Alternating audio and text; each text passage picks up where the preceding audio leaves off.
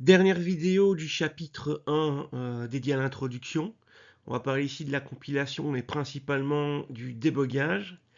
Débogage, vous allez voir, c'est un outil vraiment qui peut s'avérer utile. Et étonnamment, je croise régulièrement des gars qui ont beaucoup d'années derrière eux qui ne connaissent pas cet outil. Donc autant vous le présenter d'entrée de jeu. Commençons avec la compilation. Donc en haut dans le Visual Studio, vous avez ces quatre champs-là. Vous avez un menu déroulant où il est marqué normalement par défaut x64. En fait, rappelez-vous, C++, c'est du langage compilé. Vous compilez vers du langage machine. Et ce menu déroulant, justement, c'est pour choisir vers quel langage machine vous compilez. Sur PC, vous êtes généralement en x64 avec les PC actuels, donc en 64 bits. Maintenant, vous pouvez choisir de compiler en x86, ce qui signifie 32 bits, pour que votre programme soit compatible avec deux anciens PC. Par contre, là, il y a une limitation x86, c'est que votre programme ne pourra pas gérer plus de quelques gigaoctets de mémoire, donc il y a une limite. Sinon, il y a moyen de coder pour des smartphones. Si vous êtes sur Apple, en fonction de votre Apple, soit vous êtes en x64, soit en ARM, enfin voilà. Donc là, c'est le langage hardware de destination de la compilation. Ensuite, le premier onglet, il y a deux modes pour compiler. Par défaut, c'est le mode debug. C'est le mode qu'on utilise quand on est en train de développer notre programme, quand il n'est pas encore terminé. Et ça permet d'activer le debugger qu'on verra après, qui permet de vous aider à rechercher des bugs. C'est ce que ça signifie, complet, avec toutes les fonctionnalités de débogage. Par contre, l'exécution d'un code qui a été compilé en mode debug est plus lente, donc le logiciel sera moins performant. Imaginons que c'est un jeu vidéo que vous codez, il fera moins d'images par seconde s'il a été compilé en debug par rapport au mode release. Donc le mode release, c'est normalement quand votre logiciel il est achevé, on le compile en mode release, ce qui génère un exécutable qu'on peut du coup transposer d'une machine à l'autre. Donc ça, le mode release, c'est pour l'exécutable final. Il y a encore moyen de lancer le debugger avec, mais il n'a pas toutes les fonctionnalités du mode debug. Et là, on en a parlé, l'exécution sera plus rapide en release.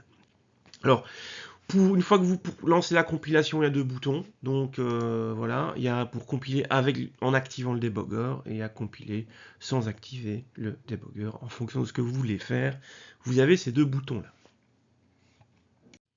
Quand on code, il est courant de faire des erreurs. Et le type d'erreur, on peut les classifier dans différentes catégories. Je vais vous présenter ici les deux plus courantes. Alors la première catégorie sont les erreurs de syntaxe. Généralement, en gros, c'est une faute de frappe ou un oubli, voilà, comme une faute d'orthographe si vous écrivez du texte. Donc ça, c'est le plus facile à corriger. Vous allez voir que le logiciel vous aide fortement.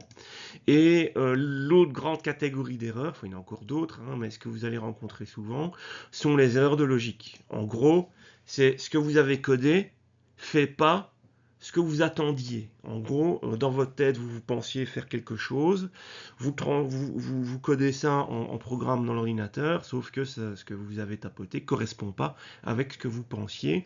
Du coup, le résultat du logiciel n'est pas le résultat attendu. Ça, c'est plus difficile à corriger, donc je vais vous montrer ces deux types d'erreurs avec l'aide du logiciel pour essayer de les trouver. Alors, vous avez ici un petit code, et Visual Studio a souligné un petit bout automatiquement en rouge. En fait, Visual Studio, certaines erreurs de syntaxe, il peut les détecter avant même que vous compiliez, donc pendant que vous écrivez. Et ici, il en a détecté une. Et si vous allez avec votre curseur de souris par-dessus, donc sans cliquer, il y a un petit pop-up qui s'ouvre et qui vous dit « Ah, c'est hot, non défini ». Alors l'erreur ici, c'est parce que c'est hot, ça s'écrit avec le C doit être en minuscule, comme toutes les lettres.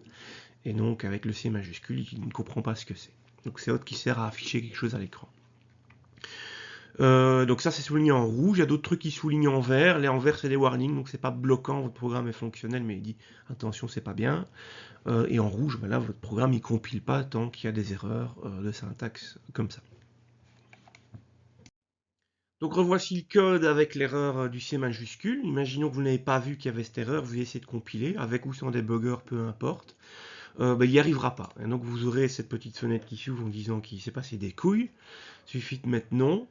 Et donc vous aurez des indices qui vous seront indiqués dans la fenêtre ici en bas.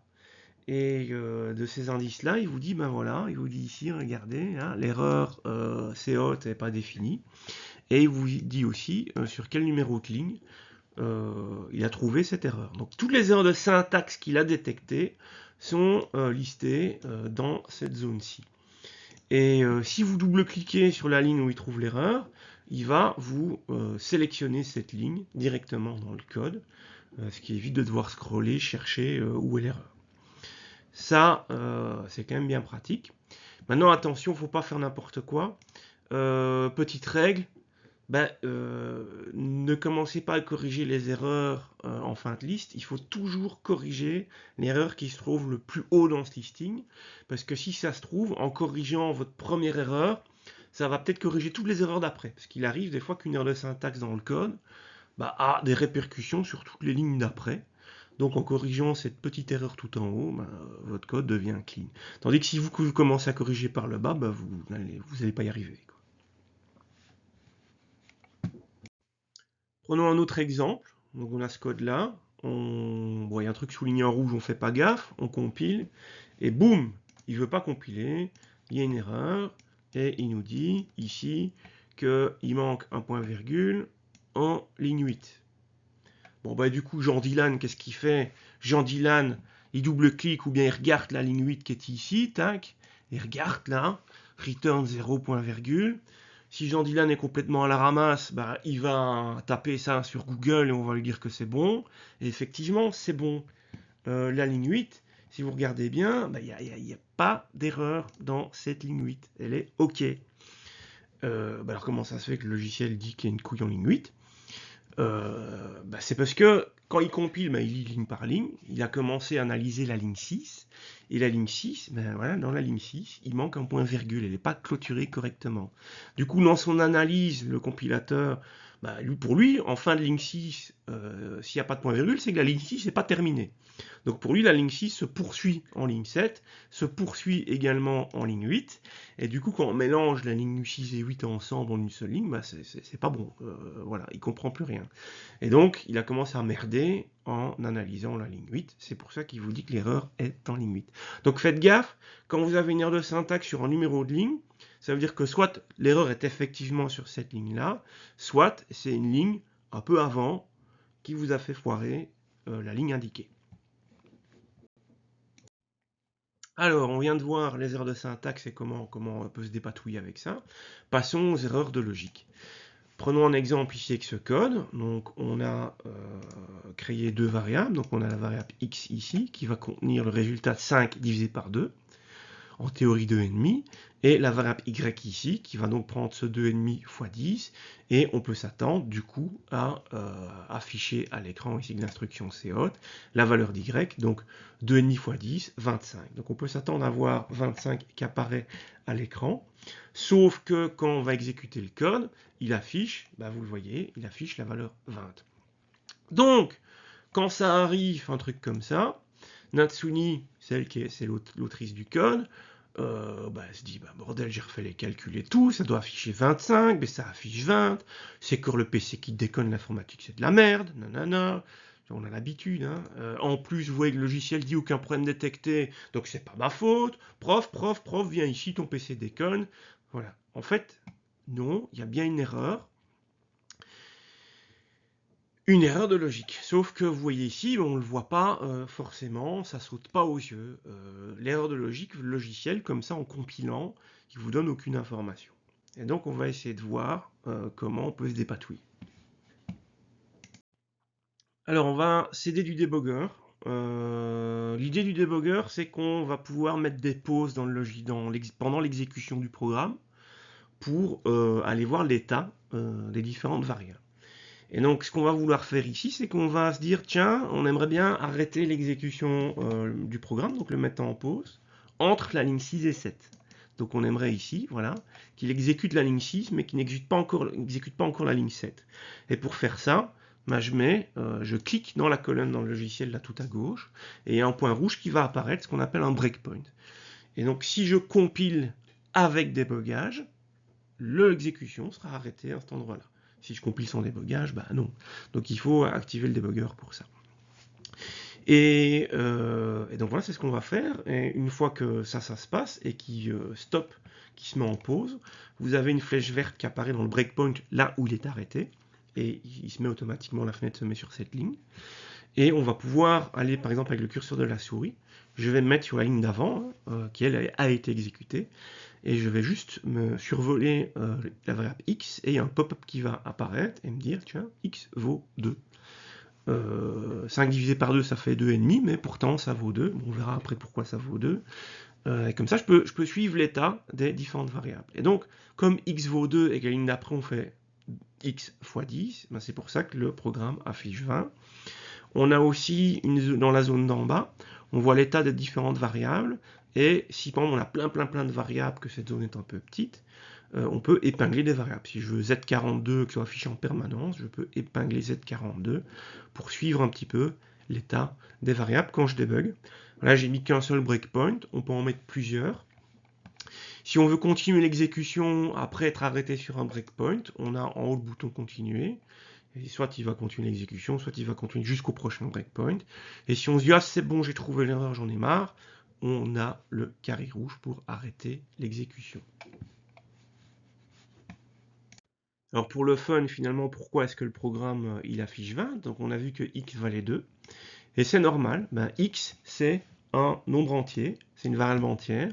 Et donc les variables entières, vous voyez ça ici, int, ben, ça ne peut pas stocker de chiffre, de virgule. Et donc quand on essaie d'y mettre 2,5, ça va garder que la valeur 2.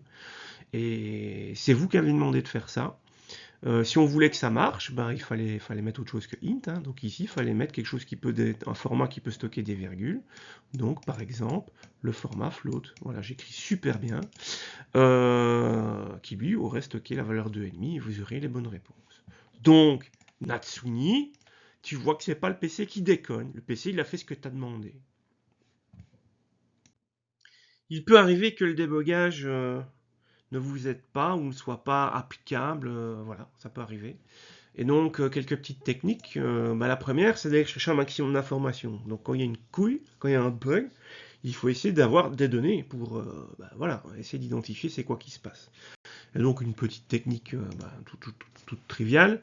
Vous avez votre code ici, plein de lignes d'instructions, et à la fin, vous affichez un résultat. Le résultat n'est pas bon.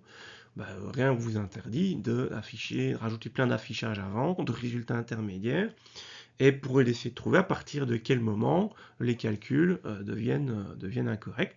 Ça va vous permettre d'identifier assez rapidement dans quelle portion de votre code ça foire. Alors des fois, votre programme, ça peut arriver qu'il crache pendant l'exécution. Et du coup, vous ne savez pas utiliser le debugger. Et donc une technique pour ça, c'est de prendre des parties de votre code et de les mettre en commentaire, ce qui va du coup désactiver l'exécution de ces parties. Et puis bon bah si ça change rien, vous les remettez, vous les redécommentez pour les remettre fonctionnels. Et donc une technique, c'est comme ça, c'est de commenter, décommenter différentes parties. Et à un moment donné, bah, vous commentez une partie et du coup ça crache plus. Du coup vous allez pouvoir identifier dans quelle zone assez rapidement votre programme déconne. Donc ça c'est une autre technique qui peut être utilisée conjointement à la précédente et conjointement au debugger. Voilà, ceci termine cette vidéo qui est peut-être plus facile à comprendre une fois qu'on a commencé un peu à programmer. Donc n'hésitez pas à revenir sur cette vidéo par après quand vous avez des soucis.